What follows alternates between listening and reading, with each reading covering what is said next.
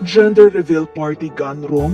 Sa panahon ngayon, usong-uso na talaga ang mga pabombahang selebrasyon ng mga expecting parents. Hindi pa man nakalalabas sa sinapupunan ang kanilang magiging anak, nilalaanan na nila ito ng panahon at pera para maipakita ang kanilang kasiyahan at pasasalamat sa paparating na bagong buhay.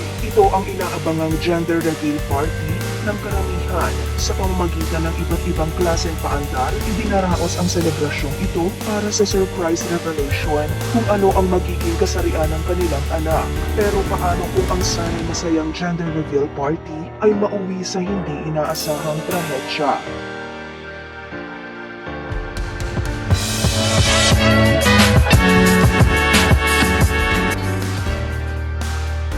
Matatandaang hindi lamang ito ang kauna-unahang pagkakataon na may nasawi matapos magsagawa ng gender reveal party. Ilan sa mga ito ay ang pagpanaw ng isang matandang babae nang matamaan sa ulo ng isang homemade bomb na naglalaman ng colored powder na siyang ginawa ng kaniyang pamilya. Nagdulot din ng wildfire sa Los Angeles ang smoke-generating pyrotechnic device na ginamit ng isang couple sa naturang party na siya namang ikinasawi ng isang bumbero noong 2021. At taong 2022, matatanda ang inulan ng patikos ang isang couple nang mapulbut ang isang napakagandang waterfall matapos mag-iwan ng blue dye sa crystal water nito.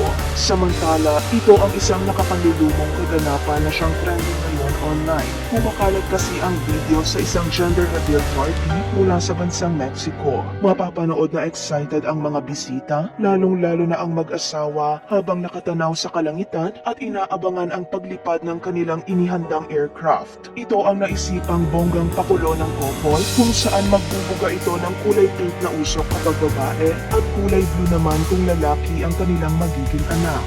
Sa ilang sandali lang ay dumating na ang highlight ng event at nagbuga ang aircraft ng kulay pink na usok at kumpirmadong babae ang magiging suklin nila. Kasabay ng kiyawan at heartwarming scene sa lugar, nabalot ng pangamba ang makapipil hiningang senaryo ilang segundo lang matapos ang pagbuga ng usok.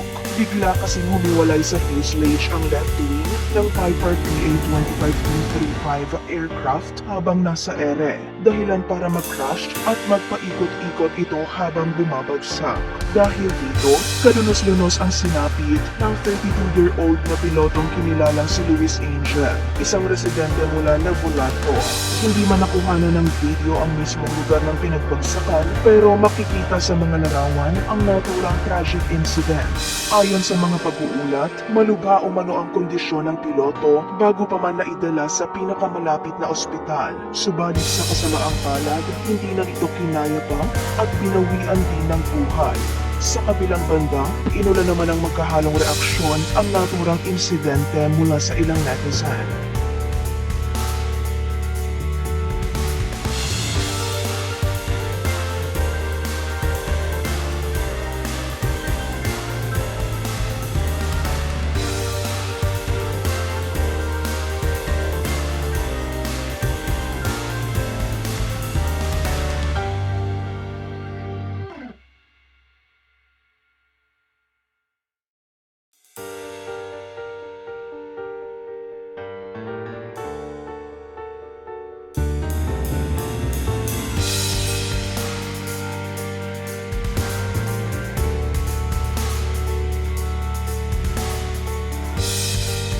Ano ang opinion mo tungkol sa pagdaos ng gender reveal party?